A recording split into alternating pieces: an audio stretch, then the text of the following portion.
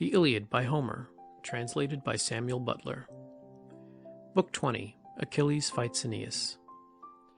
The gods hold a council and determine to watch the fight from the hill at Callicolone and the barrow of Hercules. A fight between Achilles and Aeneas is interrupted by Neptune, who saves Aeneas. Achilles kills many Trojans. Thus, then, did the Achaeans arm by their ships round you, O son of Peleus, who were hungering for battle, while the Trojans over against them armed upon the rise of the plain. Meanwhile Jove, from the top of many-delled Olympus, bade Themis gather the gods in council, whereon she went about and called them to the house of Jove. There was not a river absent except Oceanus, nor a single one of the nymphs that haunt fair groves or springs of rivers and meadows of green grass. When they reached the house of cloud-compelling Jove, they took their seats in the arcades of polished marble, which Vulcan, with his consummate skill, had made for Father Jove. In such wise, therefore, did they gather in the house of Jove. Neptune also, lord of the earthquake, obeyed the call of the goddess, and came up out of the sea to join them. There, sitting in the midst of them, he asked what Jove's purpose might be. "Why," said he, "wielder of the lightning, have you called the gods in council? Are you considering some matter that concerns the Trojans and Achaeans? For the blaze of battle is on the point of being kindled between them." And Jove answered, "You know my purpose, shaker of earth, and wherefore I have called you hither. I take thought for them even in their destruction. For my own part, I shall stay here seated on Mount Olympus and look on in peace. But do you others go about among Trojans and Achaeans, and help either side as you may be severally disposed. If Achilles fights the Trojans without hindrance, they will make no stand against him. They have ever trembled at the sight of him, and now that he is roused to such fury about his comrade, he will override fate itself and storm their city." Thus spoke Jove, and gave the word for war, whereon the gods took their several sides and went into battle. Juno, Pallas Minerva, earth-encircling Neptune, Mercury, bringer of good luck and excellent in all cunning, all these joined the host that came from the ships. With them also came Vulcan in all his glory, limping, but yet with his thin legs plying lustily under him. Mars of gleaming helmet joined the Trojans, and with him Apollo of locks unshorn, and the archer goddess Diana, Leto, Xanthus, and laughter-loving Venus. So long as the gods held themselves aloof from mortal warriors, the Achaeans were triumphant, for Achilles, who had long refused to fight, was now with them. There was not a Trojan but his limbs failed him for fear, as he beheld this fleet son of Peleus, all glorious in his armor, and looking like Mars himself. When, however, the Olympians came to take their part among men, forthwith uprose strong strife, rouser of hosts, and Minerva raised her loud voice, now standing by the deep trench that ran outside the wall, and now shouting with all her might upon the shore of the sounding sea. Mars also bellowed out upon the other side, dark as some black thunder cloud, and called on the Trojans at the top of his voice, now from the Acropolis, and now speeding up the side of the river Simois, till he came to the hill Callicolone. Thus did the gods spur on both hosts to fight, and rouse fierce contention among themselves. The sire of gods and men thundered from heaven above, while from beneath Neptune shook the vast earth, and bade the high hills tremble. The spurs and crests of many-fountained Ida quaked, also the city of the Trojans and the ship of the Achaeans. Hades, king of the realms below, was struck with fear. He sprang panic-stricken from his throne and cried aloud in terror, lest Neptune, lord of the earthquake, should crack the ground over his head, and lay bare his mouldy mansions to the sight of mortals and immortals, mansions so ghastly grim that even the gods shudder to think of them. Such was the uproar as the gods came together in battle. Apollo, with his arrows, took his stand to face King Neptune, while Minerva took hers against the god of war. The archer goddess Diana, with her golden arrows, sister of far-darting Apollo, stood to face Juno.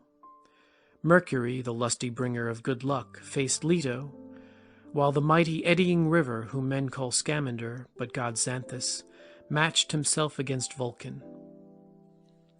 The gods, then, were thus ranged against one another. But the heart of Achilles was set on meeting Hector, son of Priam, for it was with his blood that he longed above all things else to glut the stubborn lord of battle. Meanwhile Apollo set Aeneas on to attack the son of Peleus, and put courage into his heart, speaking with the voice of Lycaon, son of Priam. In his likeness, therefore, he said to Aeneas, "Aeneas, counsellor of the Trojans, where are now the brave words with which you vaunted over your wine before the Trojan princes, saying that you would fight Achilles, son of Peleus, in single combat?" And Aeneas answered, "Why do you thus bid me to fight the proud son of Peleus, when I am in no mind to do so? Were I to face him now, it would not be for the first time. His spear has already put me to right from Ida, when he attacked our cattle and sacked Lyrnessus and Pedasus. Jove indeed saved me, in that he vouchsafed me strength to fly. Else had the fallen by the hands of Achilles and Minerva, who went before him to protect him, and urged him to fall upon the Ligae and Trojans. No man may fight Achilles, for one of the gods is always with him as his guardian angel, and even were it not so, his weapon flies ever straight, and fails not to pierce the flesh of him who is against him. If heaven would let me fight him on even terms, he should not soon overcome me, though he boasts that he is made of bronze." Then said King Apollo, son to Jove, "Nay, hero, pray to the ever-living gods, for men say that you were born of Jove's daughter Venus, whereas Achilles is son to a goddess of inferior rank. Venus is child to Jove, while Thetis is but daughter to the old man of the sea. Bring, therefore, your spear to bear upon him, and let him not scare you with his taunts and menaces." As he spoke, he put courage into the heart of the shepherd of his people, and he strode in full armor among the ranks of the foremost fighters. Nor did the son of Anchises escape the notice of white-armed Juno, as he went forth into the throng to meet Achilles. She called the gods about her and said, "Look to it, you two, Neptune and Minerva, and consider how this shall be. Phoebus Apollo has been sending Aeneas clad in full armor to fight Achilles. Shall we turn him back at once, or shall one of us stand by Achilles and endow him with strength, so that his heart fail not, and he may learn that the chiefs of immortals are on his side, while the others, who have all along been defending the Trojans, are but vain helpers? Let us all come down from Olympus and join in the fight, that this day he may take no hurt at the hands of the Trojans. Hereafter let him suffer whatever fate may have spun out for him, when he was begotten and his mother bore him. If Achilles be not thus assured by the voice of a god, he may come to fear presently, when one of us meets him in battle, for the gods are terrible if they are seen face to face." Neptune, lord of the earthquake, answered her, saying, "Juno, restrain your fury. It is not well. I am not in favor of forcing the other gods to fight us, for the advantage is too greatly on our own side. Let us take our places on some hill out of the beaten track, and let mortals fight it out amongst themselves. If Mars or Phoebus Apollo begin fighting, or keep Achilles in check so that he cannot fight, we too will at once raise the cry of battle, and in that case they will soon leave the field and go back vanquished to Olympus among the other gods." With these words the dark-haired god led the way to the high earth barrow of Hercules, built round solid masonry and made by the Trojans and Pallas Minerva, for him to fly when the sea monster was chasing him from the shore onto the plain. Here Neptune and those that were with him took their seats, wrapped in a thick cloud of darkness, but the other gods seated themselves on the brow of Callicolone round you, O Phoebus, and Mars, the waster of cities. Thus did the gods sit apart and form their plans, but neither side was willing to begin battle with the other, and Jove from his seat on high was in command over them all. Meanwhile the whole plain was alive with men and horses, and blazing with the gleam of armor. The earth rang again under the tramp of their feet as they rushed towards each other, and two champions, by far the foremost of them all, met between the hosts of fight, to wit, Aeneas, son of Anchises, and noble Achilles.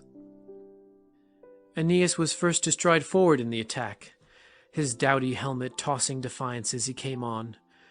He held his strong shield before his breast, and brandished his bronze spear. The son of Peleus from the other side sprang forth to meet him, like some fierce lion that the whole countryside has met to hunt and kill. At first he bodes no ill, but when some daring youth has struck him with a spear, he crouches open-mouthed. His jaws foam, he roars with fury. He lashes his tail from side to side about his ribs and loins, and glares as he springs straight before him, to find out whatever he is to slay, or be slain among the foremost of his foes. Even with such fury did Achilles burn to spring upon Aeneas. When they were now close up with one another, Achilles was first to speak. "Aeneas," he said, "why do you stand thus out before the host to fight me? Is it that you hope to reign over the Trojans in the seat of Priam? Nay, though you will kill me, Priam will not hand his kingdom over to you.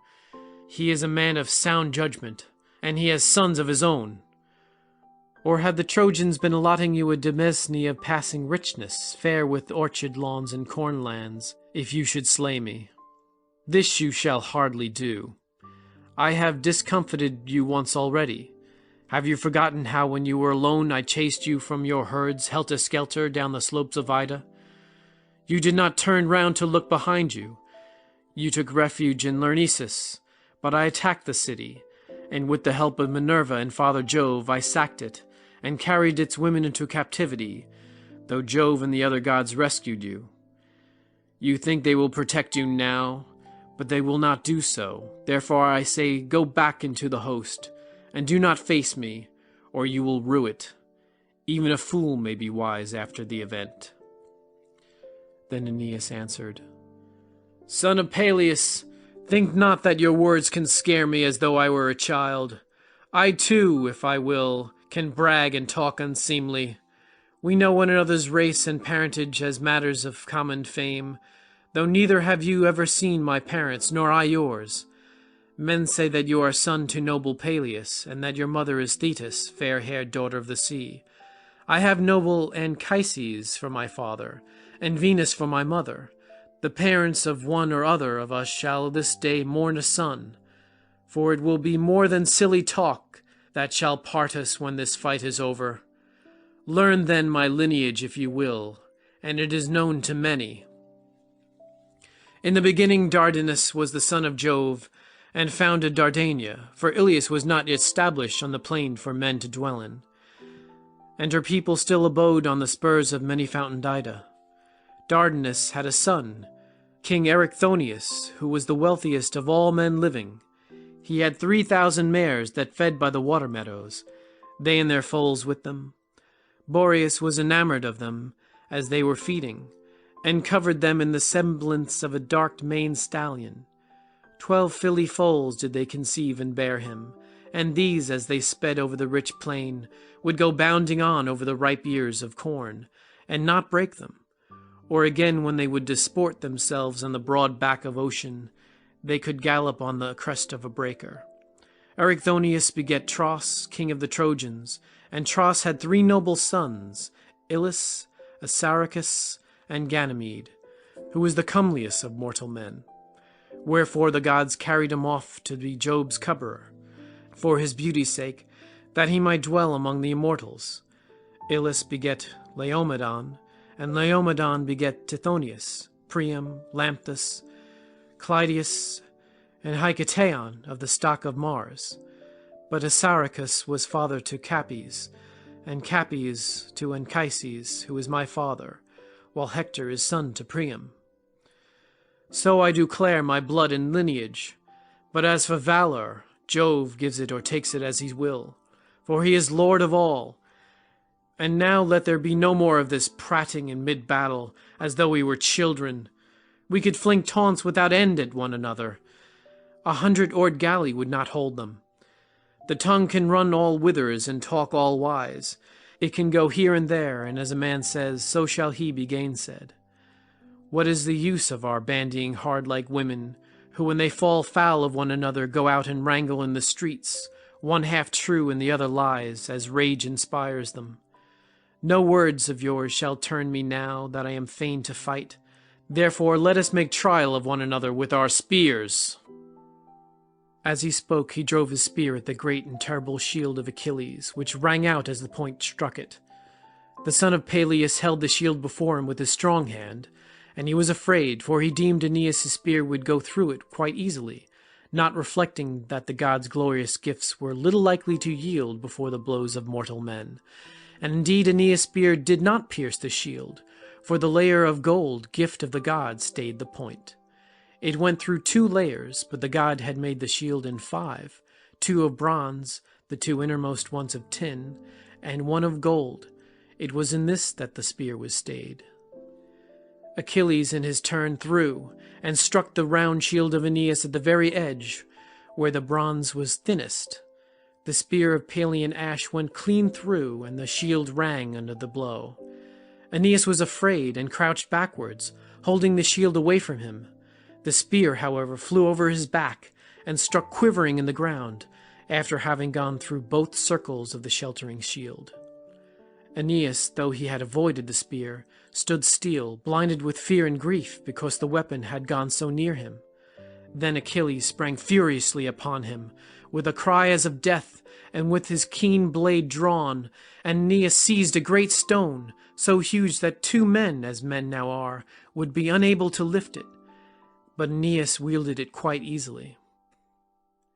Aeneas would have then struck Achilles as he was springing towards him, either on the helmet or on the shield that covered him, and Achilles would have closed with him and dispatched him with his sword, had not Neptune, lord of the earthquake, been quick to mark, and said forthwith to the immortals, "Alas, I am sorry for great Aeneas, for who will now go down to the house of Hades, vanquished by the son of Peleus?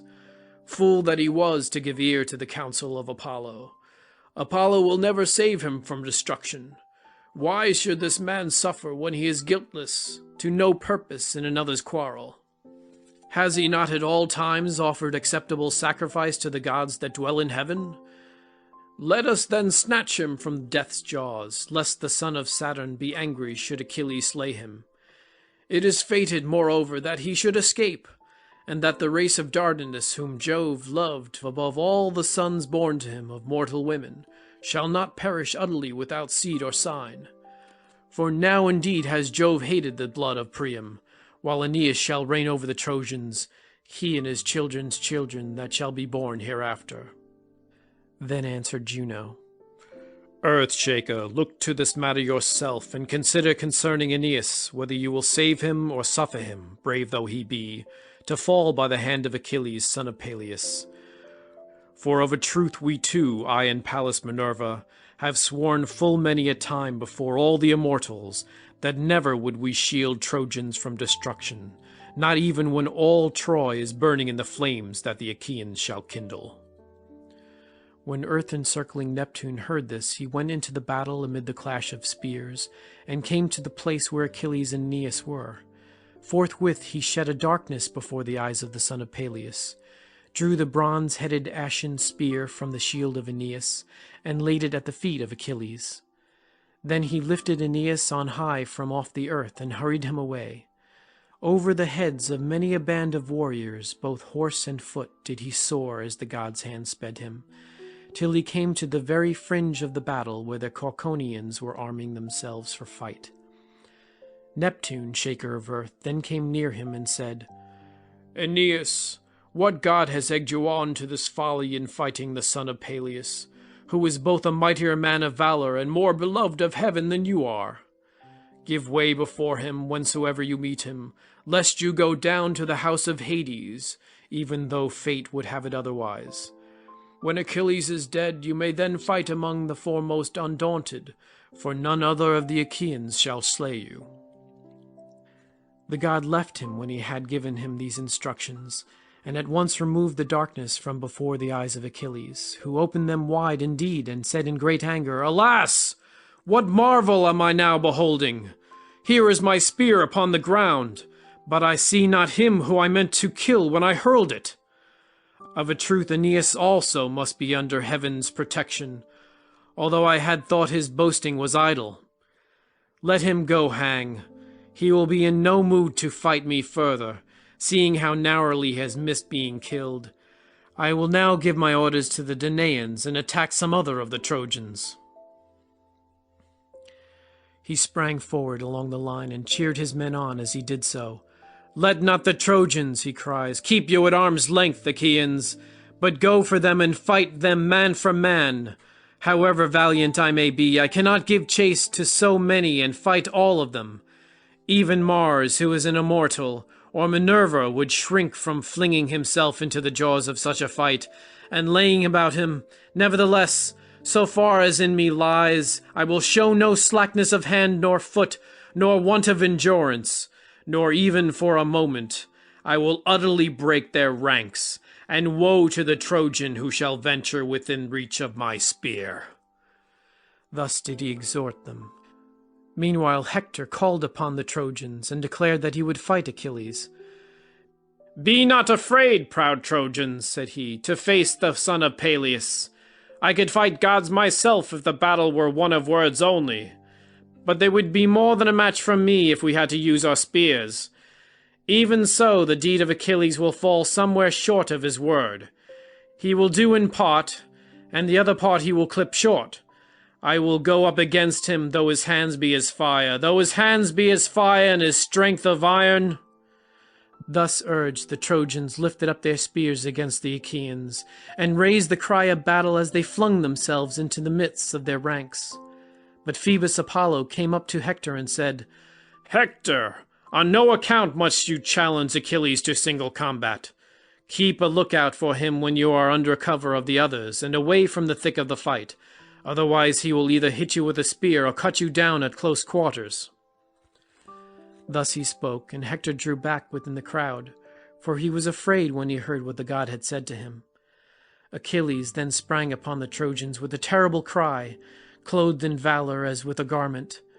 First he killed Iphition, son of Otrynteus, a leader of much people, whom a Naiad nymph had borne to Otrynteus, waster of cities, in the land of Hyde under the snowy heights of Mount Tmolus.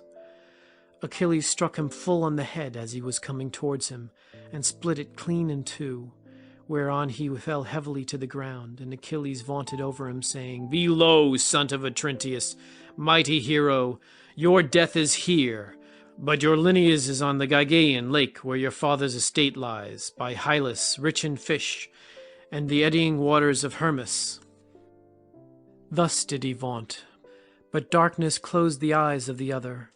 The chariots of the Achaeans cut him up as their wheels passed over him in the front of battle, and after him Achilles killed Demoleon, a valiant man of war and son to Antenor. He struck him on the temple through his bronze-cheeked helmet. The helmet did not stay the spear, but it went right on, crushing the bone, so that the brain inside was shed in all directions, and his lust of fighting was ended. Then he struck Hippodamus in the midriff as he was springing down from his chariot in front of him, and trying to escape.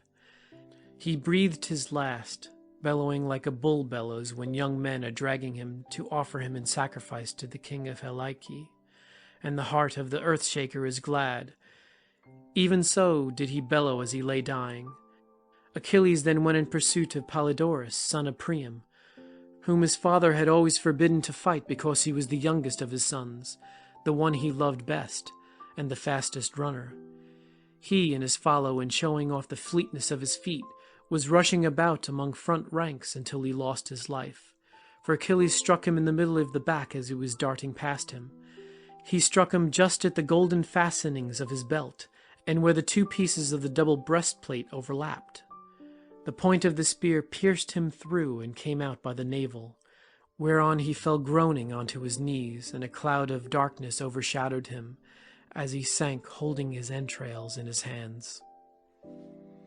When Hector saw his brother Polydorus with his entrails in his hands and sinking down upon the ground, a mist came over his eyes, and he could not bear to keep longer at a distance. He therefore poised his spear and darted toward Achilles like a flame of fire. When Achilles saw him, he bounded forward and vaunted, saying, "This is he that has wounded my heart most deeply, and has slain my beloved comrade. Not for long shall we two quail before one another on the highways of war." He looked fiercely on Hector and said, Draw near, that you may meet your doom the sooner." Hector feared him not, and answered, "Son of Peleus, think not that your words can scare me as though I were a child. I too, if I will, can brag and talk unseemly. I know that you are a mighty warrior, mightier by far than I. Nevertheless, the issue lies in the lap of heaven, whether I, worse man though I be, may not slay you with my spear, for this too has been found keen ere now."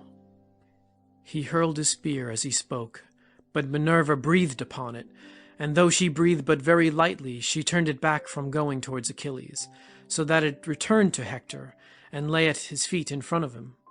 Achilles then sprang furiously on him with a loud cry, bent on killing him, but Apollo caught him up easily as a god can, and hid him in a thick darkness. Thrice did Achilles spring towards him spear in hand, and thrice did he waste his blow upon the air. When he rushed forward for the fourth time, as though he were a god, he shouted aloud, saying, "Hound, this time too you have escaped death, but of a truth it came exceedingly near you. Phoebus Apollo, to whom it seems you pray before you go into battle, has again saved you. But if I too have any friends among the gods, I will surely make an end of you when I come across you at some other time. Now, however, I will pursue and overtake other Trojans." On this he struck Dryops with a spear about the middle of his neck, and he fell headlong at his feet. There he let him lie, and stayed Demouchus, son of Philetor, a man both brave and of great stature, by hitting him on the knee with a spear. Then he smote him with his sword and killed him. After this he sprang on Laogonus and Dardanus, son of Bias, and threw them from their chariot, the one with a blow from a thrown spear, while the other he cut down in hand-to-hand fight. There was also Tros, the son of Alastor. He came up to Achilles and clasped his knees in the hope that he would spare him and not kill him, but let him go, because they were both of the same age. Fool, he might have known that he should not prevail with him, for the man was in no mood for pity or forbearance, but was in grim earnest. Therefore, when Tros laid hold of his knees and sought a hearing for his prayers, Achilles drove his sword into his liver, and the liver came rolling out, while his bosom was all covered with the black blood that welled from the wound. Thus did death close his eyes as he lay lifeless. Achilles then went up to Mulius and struck him on the ear with a spear, and the bronze spear head came right out through the other ear. He also struck Echeclus, son of Agenor, on the head with his sword, which became warm with the blood, while death and stern fate closed the eyes of Echeclus. Next in order, the bronze point of his spear wounded Deucalion in the forearm, where the sinews of the elbow are united, whereon he awaited Achilles' onset with his arm hanging down and death staring him in the face. Achilles cut his head off with a blow from his sword and flung it helmet and all away from him, and the marrow came oozing out of his backbone as he lay. He then went in pursuit of Rigmus, noble son of Peres, who had come from fertile Thrace, and struck him through the middle with a spear which fixed itself in his belly, so that he fell headlong from his chariot. He also speared Areithus, squire to Rigmus, in the back, as he was turning with horses in flight, and thrust him from his chariot while the horses were struck with panic. As a fire raging in some mountain glen after long drought, and the dense forest is in a blaze, while the wind carries great tongues of fire in every direction, even so furiously did Achilles rage, wielding his spear as though he were a god, and giving chase to those whom he would slay, till the dark earth ran with blood, or as one who yokes broad-browed oxen, that they may tread barley in a threshing floor, and it is soon bruised small under the feet of the lowing cattle. Even so did the horses of Achilles trample on the shields and the bodies of the slain. The axle underneath and the railing that ran round the car were bespattered with clots of blood thrown up by the horses' hooves, and from the tires of the wheels. But the son of Peleus pressed on to win still further glory, and his hands were bedrabbled with gore. End of Book 20. The Iliad, by Homer, translated by Samuel Butler. Book 21. The fight between Achilles and the river Scamander. The gods fight among themselves. Achilles drives the Trojans within their gates. Now when they came to the ford of the full-flowing river Xanthus, begotten of immortal Jove, Achilles cut their forces in two. One half he chased over the plain towards the city, by the same way that the Achaeans had taken, when flying panic-stricken on the preceding day with Hector in full triumph. This way did they fly pell-mell, and Juno sent down a thick mist in front of them to stay them. The other half were hemmed in by the deep silver-eddying stream, and fell into it with a great uproar. The waters resounded, and the banks rang again, as they swim hither and thither, with loud cries amid the whirling eddies. As locusts flying to a river before the blast of a grass fire, the flame comes on, till at last it overtakes them, and they huddle into the water. Even so was the eddying stream of Xanthus filled with the uproar of men and horses, all struggling in confusion before Achilles. Forthwith the hero left his spear upon the bank, leaning it against a tamarisk bush, and plunged into the river like a god, armed with his sword only. Fell was his purpose as he hewed the Trojans down on every side. Their dying groans rose hideous as the sword smote them, and the river ran red with blood. As when fish fly scared before a huge dolphin, and fill every nook and corner of some fair haven, for he is sure to eat all he can catch, even so did the Trojans cower under the banks of the mighty river. And when Achilles' arms grew weary with killing them, he drew 12 youths alive out of the water, to sacrifice in revenge for Patroclus, son of Menoetius. He drew them out like dazed fawns, bound their hands behind them with the girdles of their own shirts, and gave them over to his men to take back to the ships. Then he sprang into the river, thirsting for still further blood. There he found Lycaon, son of Priam, seed of Dardanus, as he was escaping out of the water. He it was whom he had once taken prisoner, when he was in his father's vineyard, having set upon him by night, as he was cutting young shoots from a wild fig tree to make the wicker sides of a chariot. Achilles then caught him to his sorrow unawares, and sent him by sea to Lemnos, where the son of Jason bought him. But a guest friend, Eetion of Imbrus, freed him with a great sum, and sent him to Arisbe, whence he had escaped and returned to his father's house. He had spent 11 days happily with his friends after he had come from Lemnos, but on the 12th heaven again delivered him into the hands of Achilles, who was to send him to the house of Hades sorely against his will. He was unarmed when Achilles caught sight of him, and had neither helmet nor shield, nor yet had he any spear, for he had thrown all his armor from him onto the bank, and was sweating with his struggles to get out of the river, so that his strength was now failing him. Then Achilles said to himself in his surprise, "What marvel do I see here? If this man can come back alive after having been sold over into Lemnos, I shall have the Trojans also whom I have slain rising from the world below. Could not even the waters of the grey sea imprison him, as they do many another whether he will or not? This time let him taste my spear, that I may know for certain whether Mother Earth, who can keep even a strong man down, will be able to hold him, or whether thence too he will return." Thus did he pause and ponder, but Lycaon came up to him dazed and trying hard to embrace his knees, for he would fain live, not die. Achilles thrust at him with his spear, meaning to kill him, but Lycaon ran, crouching up to him and caught his knees, whereby the spear passed over his back and stuck in the ground, hungering though it was for blood. With one hand he caught Achilles' knees as he besought him, and with the other he clutched the spear and would not let it go. Then he said, "Achilles, have mercy upon me and spare me, for I am your suppliant. It was in your tents that I first broke bread on the day when you took me prisoner in the vineyard, after which you sold me away to Lemnos, far from my father and my friends, and I brought you the price of 100 oxen.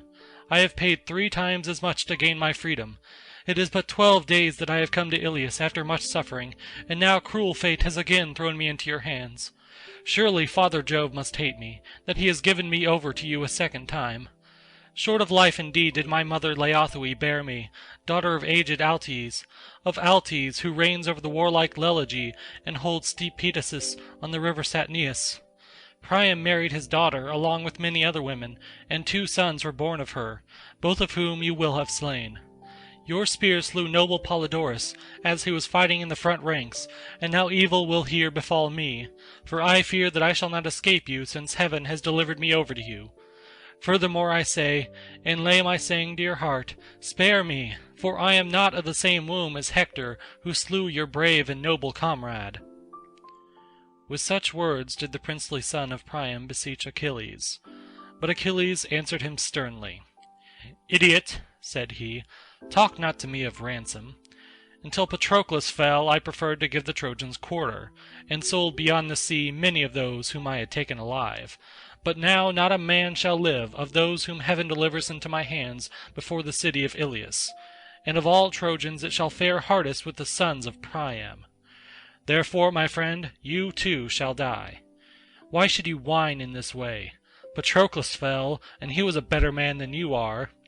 I too. See you not how I am great and goodly?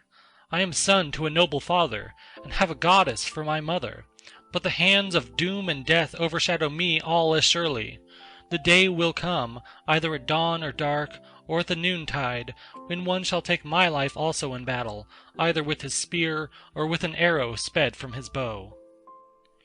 Thus did he speak, and Lycaon's heart sank within him. He loosed his hold of the spear, and held out both hands before him. But Achilles drew his keen blade, and struck him by the collarbone on his neck. He plunged his 2-edged sword into him to the very hilt, whereon he lay at full length on the ground, with the dark blood welling from him till the earth was soaked. Then Achilles caught him by the foot and flung him into the river to go downstream, vaunting over him the while, and saying, "Lie there among the fishes, who will lick the blood from your wound, and gloat over it. Your mother shall not lay on you any bier to mourn you, but the eddies of Scamander shall bear you into the broad bosom of the sea. There shall the fishes feed on the fat of Lycaon, as they dart under the dark ripple of the waters. So perish all of you till we reach the citadel of strong Ilius, you in flight, and I following after to destroy you. The river with its broad silver stream shall serve you in no stead, for all the bulls you offered him, and all the horses that you flung living into his waters. None the less miserably shall you perish, till there is not a man of you but is paid in full for the death of Patroclus, and the havoc you wrought among the Achaeans, whom you have slain while I held aloof from battle." So spoke Achilles, but the river grew more and more angry, and pondered within himself how he should stay the hand of Achilles and save the Trojans from disaster. Meanwhile the son of Peleus, spear in hand, sprang upon Asteropaeus, son of Pelegon, to kill him. He was son to the broad river Axius, and Parabaea, eldest daughter of Acasemenus, for the river had lain with her. Asteropaeus stood up out of the water to face him with a spear in either hand, and Xanthus filled him with courage, being angry for the death of the youths whom Achilles was slaying ruthlessly within his waters. When they were close up with one another, Achilles was the first to speak. "Who and whence are you," said he, "who dared to face me? Woe to the parents whose son stands up against me."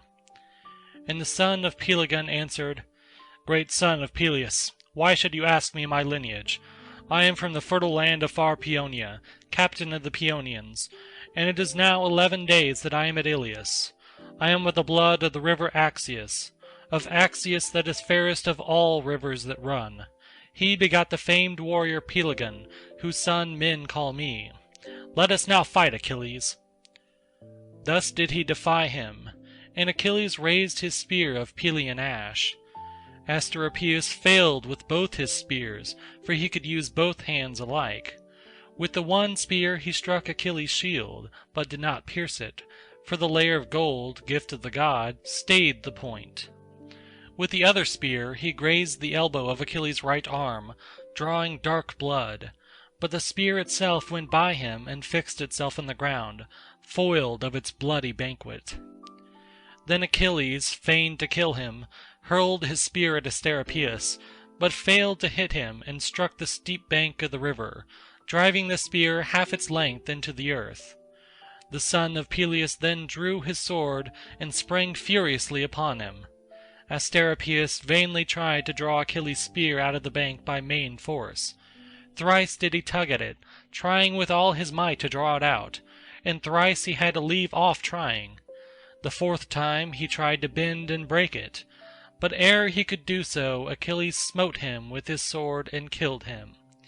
He struck him in the belly near the navel, so that all his bowels came gushing out onto the ground, and the darkness of death came over him as he lay gasping.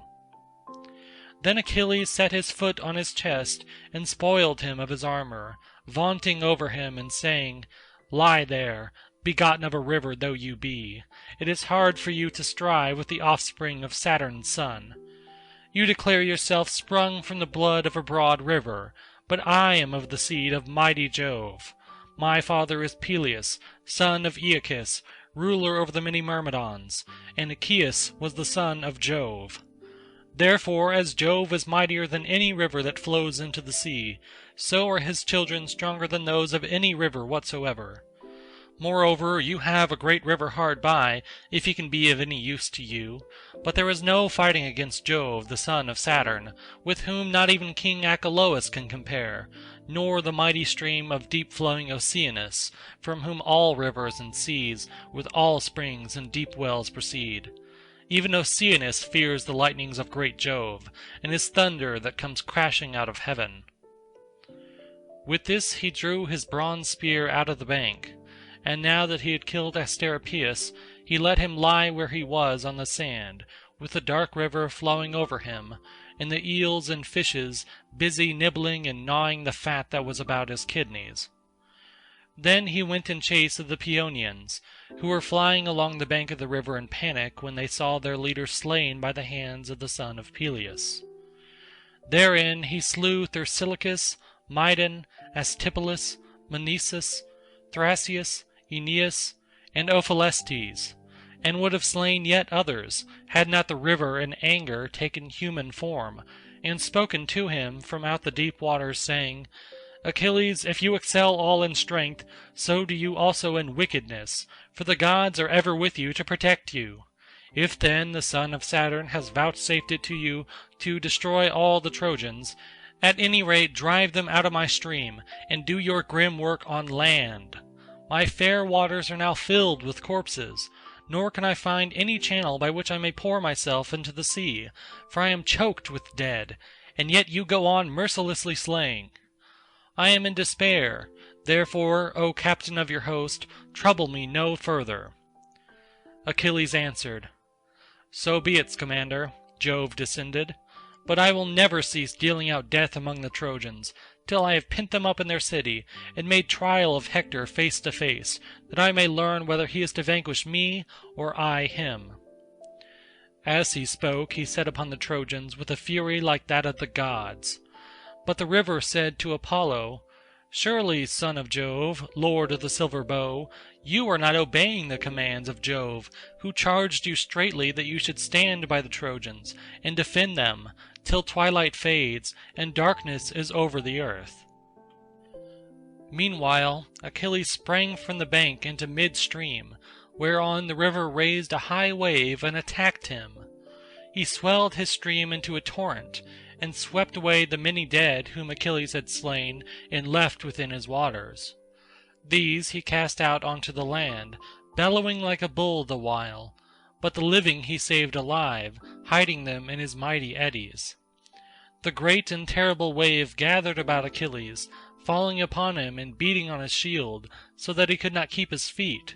He caught hold of a great elm tree, but it came up by the roots, and tore away the bank, damming the stream with its thick branches and bridging it all across, whereby Achilles struggled out of the stream, and fled full speed over the plain, for he was afraid.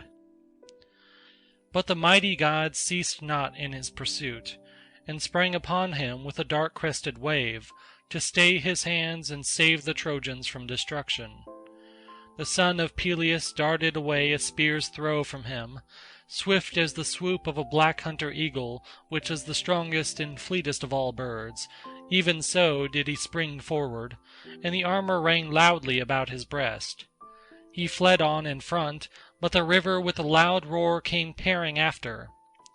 As one who would water his garden, leads a stream from some fountain over his plants, and all his ground spade in hand he clears away the dams to free the channels, and the little stones run rolling round and round with the water as it goes merrily down the bank faster than the man can follow, even so did the river keep catching up with Achilles, albeit he was a fleet runner, for the gods are stronger than men.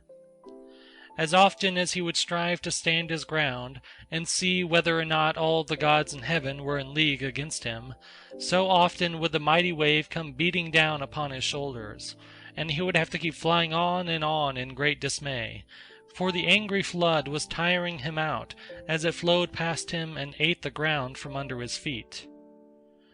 Then the son of Peleus lifted up his voice to heaven, saying, "Father Jove, is there none of the gods who will take pity upon me, and save me from the river? I do not care what may happen to me afterwards. I blame none of the other dwellers on Olympus so severely as I do my dear mother, who has beguiled and tricked me. She told me I was to fall under the walls of Troy by the flying arrows of Apollo. Would that Hector, the best man among the Trojans, might there slay me. Then should I fall a hero by the hand of a hero. Whereas now it seems that I shall come to a most pitiable end, trapped in this river as though I were some swineherd's boy, who gets carried down a torrent while trying to cross it during a storm." As soon as he had spoken thus, Neptune and Minerva came up to him in the likeness of two men, and took him by the hand to reassure him. Neptune spoke first.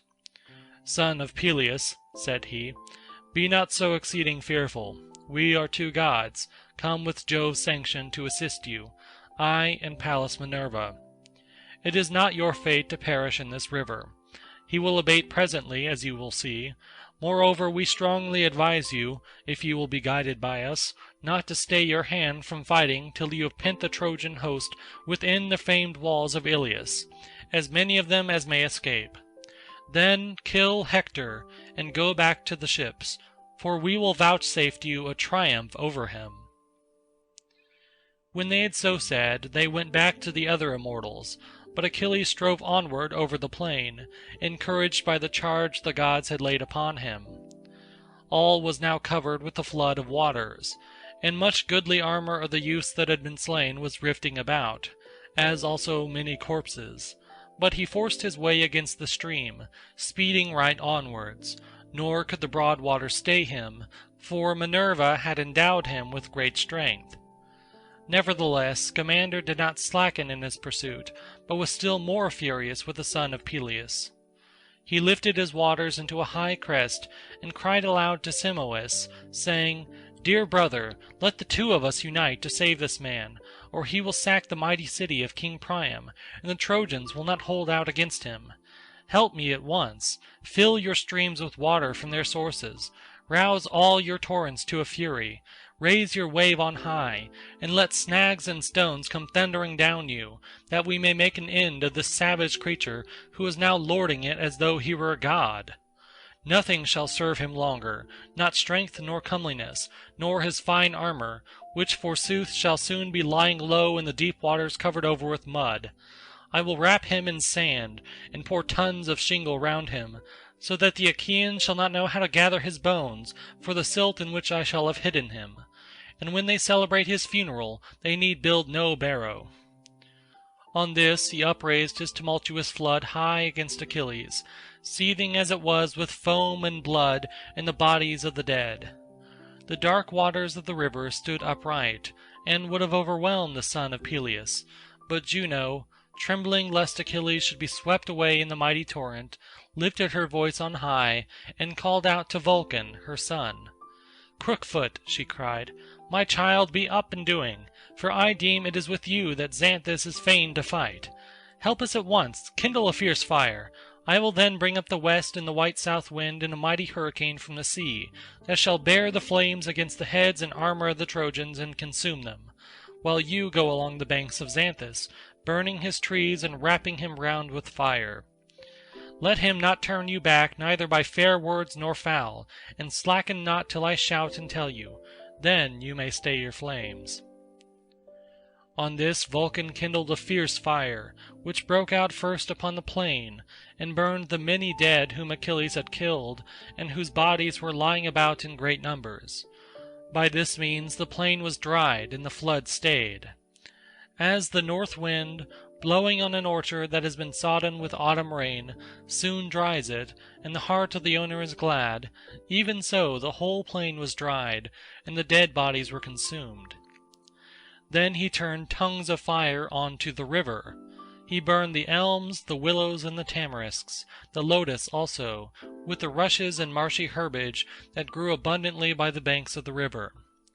The eels and fishes that go darting about everywhere in the water, these too were sorely harassed by the flames that cunning Vulcan had kindled, and the river himself was scalded, so that he spoke, saying, "Vulcan, there is no god that can hold his own against you. I cannot fight you when you flare out your flames in this way. Strive with me no longer.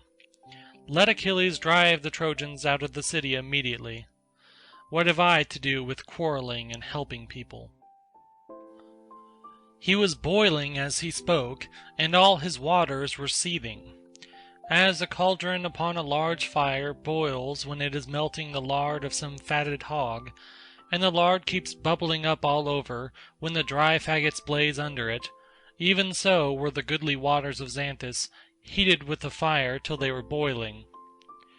He could flow no longer, but stayed his stream, so afflicted was he by the blasts of fire which cunning Vulcan had raised. Then he prayed to Juno and besought her, saying, "Juno, why should your son vex my stream with such especial fury? I am not so much to blame as all the others are who have been helping the Trojans. I will leave off, since you so desire it, and let Sun leave off also. Furthermore, I swear never again will I do anything to save the Trojans from destruction, not even when all Troy is burning in the flames which the Achaeans will kindle." As soon as Juno heard this, she said to her son Vulcan, "Son Vulcan, hold now your flames. We ought not to use such violence against a god for the sake of mortals." When she had thus spoken, Vulcan quenched his flames, and the river went back once more into his own fair bed. Xanthus was now beaten, so these two left off fighting, for Juno stayed them though she was still angry. But a furious quarrel broke out among the other gods, for they were of divided counsels. They fell on one another with a mighty uproar. Earth groaned, and the spacious firmament rang out as with a blare of trumpets. Jove heard as he was sitting on Olympus, and laughed for joy when he saw the gods coming to blows among themselves. They were not long about beginning, and Mars, piercer of shields, opened the battle. Sword in hand he sprang at once upon Minerva and reviled her. "Why, vixen," said he, "have you again set the gods by the ears in the pride and haughtiness of your heart? Have you forgotten how you set Diomed, son of Tydeus, on to wound me, and you yourself took visible spear and drove it into me, to the hurt of my fair body? You shall now suffer for what you then did to me." As he spoke, he struck her on the terrible tasselled aegis, so terrible that not even can Jove's lightning pierce it. Here did murderous Mars strike her with his great spear. She drew back, and with her strong hand seized a stone that was lying on the plain, great and rugged and black, which men of old had set for the boundary of a field. With this she struck Mars on the neck, and brought him down. 9 roods did he cover in his fall, and his hair was all soiled in the dust, while his armor rang rattling round him. But Minerva laughed and vaunted over him, saying, "Idiot! Have you not learned how far stronger I am than you? But you must still match yourself against me? Thus do your mother's curses now roost upon you, for she is angry and would do you mischief, because you have deserted the Achaeans and are helping the Trojans."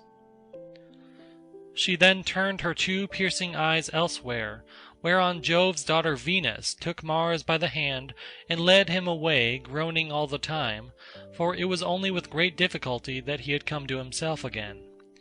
When Queen Juno saw her, she said to Minerva, "Look, daughter of aegis-bearing Jove, unweariable, that vixen Venus is again taking Mars through the crowd out of the battle. Go after her at once." Thus she spoke.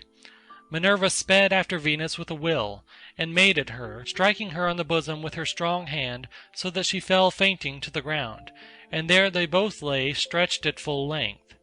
Then Minerva vaunted over her, saying, "May all you who helped the Trojans against the Argives prove just as redoubtable and stalwart as Venus did when she came across me while she was helping Mars.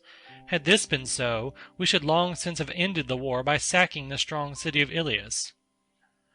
Juno smiled as she listened. Meanwhile King Neptune turned to Apollo, saying, "Phoebus, why should we keep each other at arm's length? It is not well, now that the others have begun fighting.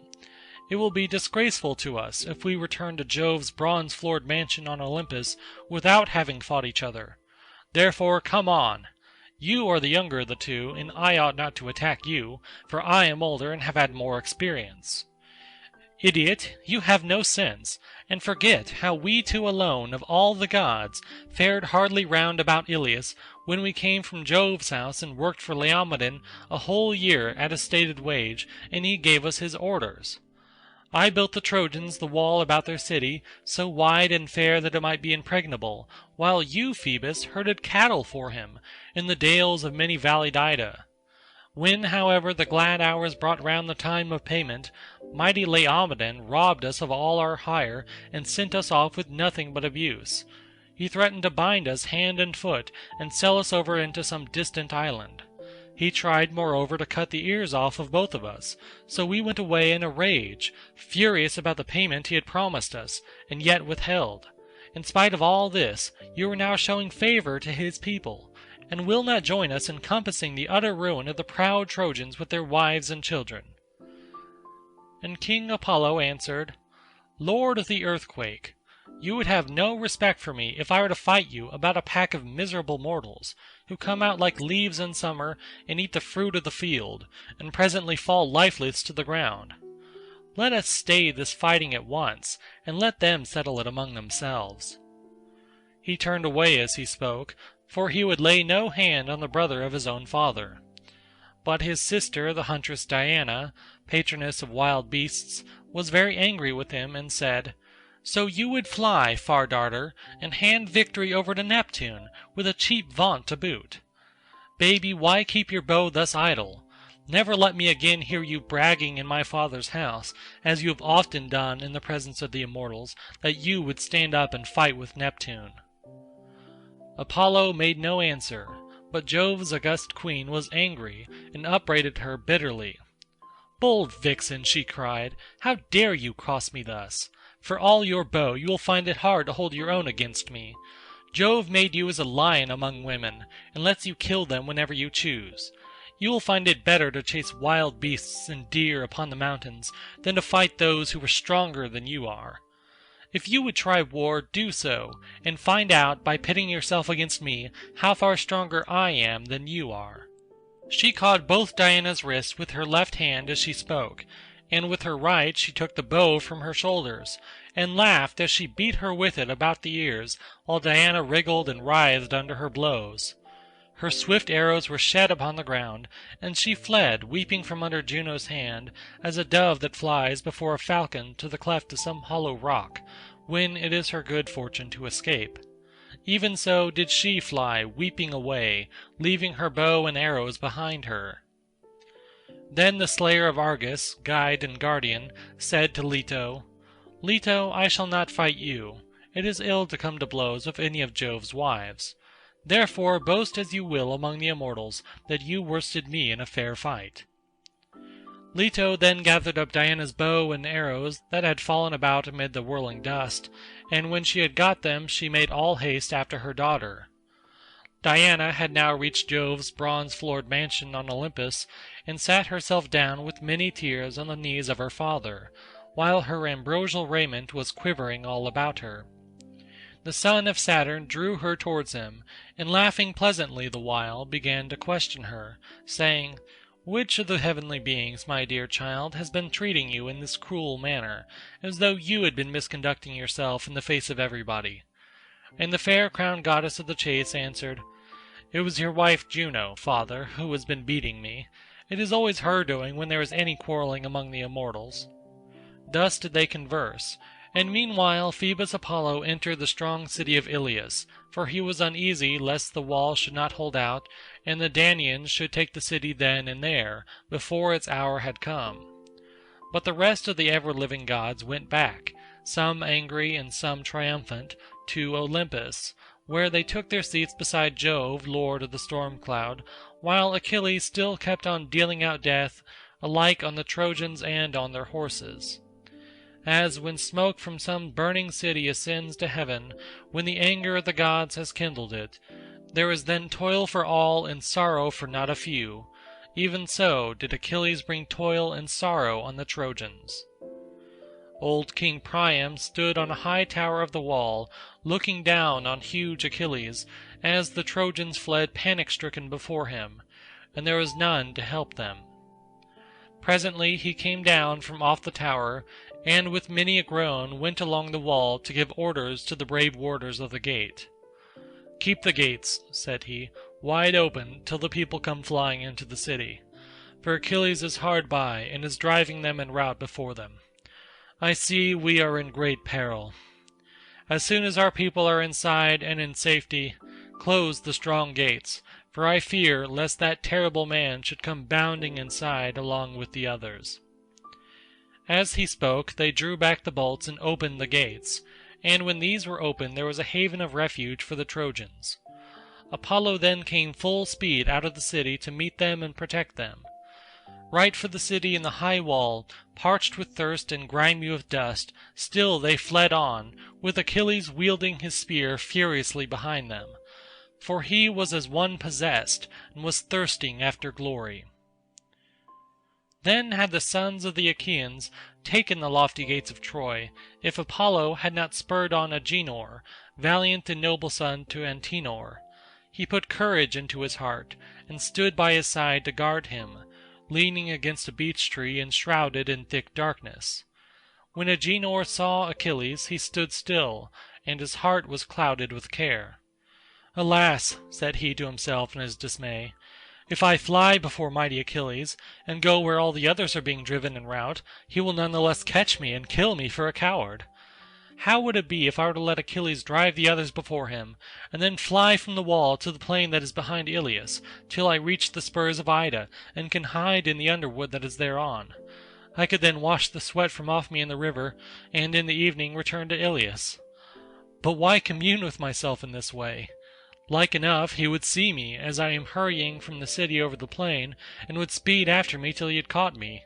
I should stand no chance against him, for he is mightiest of all mankind. What then if I go out and meet him in front of the city? His flesh too, I take it, can be pierced by pointed bronze. Life is the same in one and all, and men say that he is but mortal, despite the triumph that Jove, son of Saturn, vouchsafes him." So saying, he stood on his guard and awaited Achilles, for he was now fain to fight him.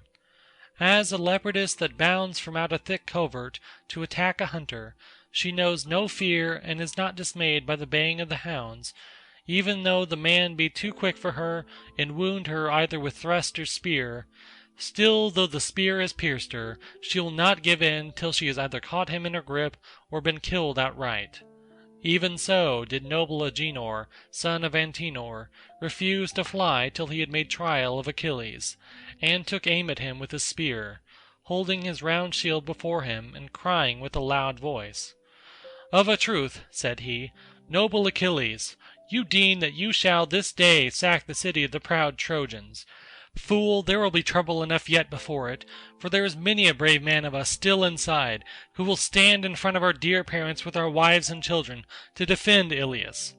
Here, therefore, huge and mighty warrior though you be, here shall you die." As he spoke, his strong hand hurled the javelin from him, and the spear struck Achilles on the leg beneath the knee. The greave of the newly wrought tin rang loudly, but the spear recoiled from the body of whom it had struck, and did not pierce it, for the god's gift stayed it.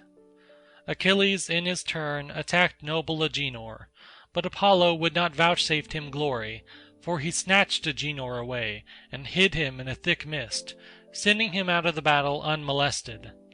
Then he craftily drew the son of Peleus away from going after the host, for he put on the semblance of Agenor, and stood in front of Achilles, who ran towards him to give him chase, and pursued him over the cornlands of the plain, turning him towards the deep waters of the river Scamander.